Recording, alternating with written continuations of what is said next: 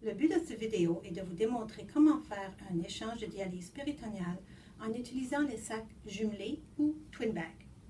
Voici dont vous avez besoin. Un sac de solution de dialyse avec la bonne concentration, 2 capuchons mini-cap avec la date d'expiration en bas, 2 clampes bleus, des serviettes propres, une tige d'intraveineuse et du Purell ou un désinfectant à main, super important.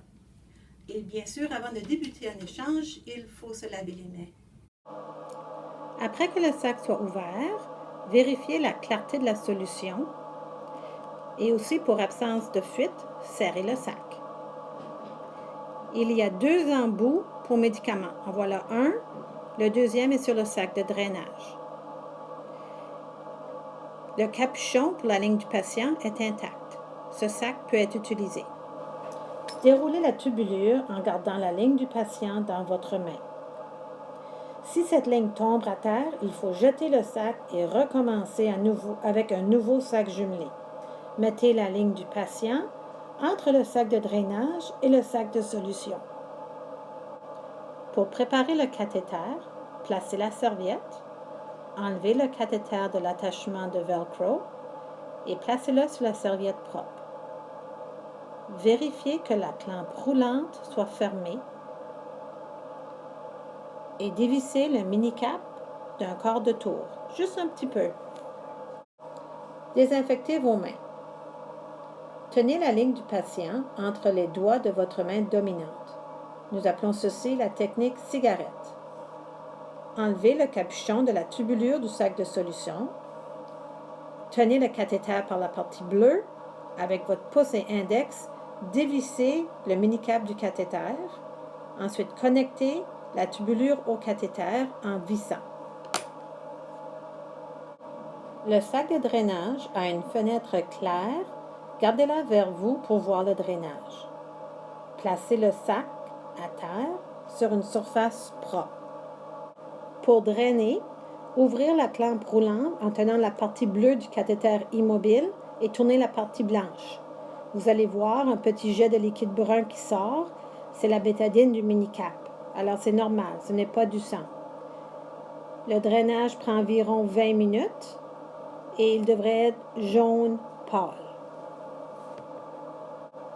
Lorsque le drainage est terminé, fermez la clampe roulante et placez une clampe bleue sur la ligne de drainage.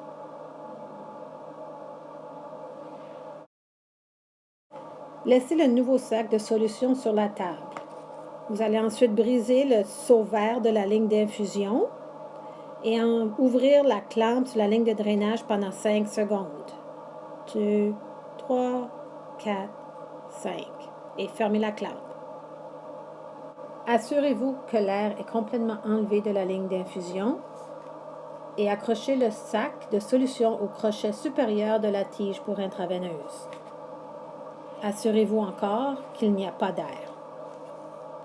Pour infuser la solution, prenez le cathéter et rappelez-vous de toujours tenir la partie bleue et tourner la partie blanche. Ouvrez la clampe roulante. Ça prend environ 10 minutes pour que le sac se vide. Lorsque l'infusion est terminée, fermez la clampe roulante et mettez une clampe bleue sur la ligne d'infusion. Avant la déconnexion, nettoyez vos mains avec le désinfectant. Ouvrez grand l'emballage du mini-cap pour que l'accès y soit facile. Déconnectez le cathéter de la tubulure. Prenez le nouveau mini-cap.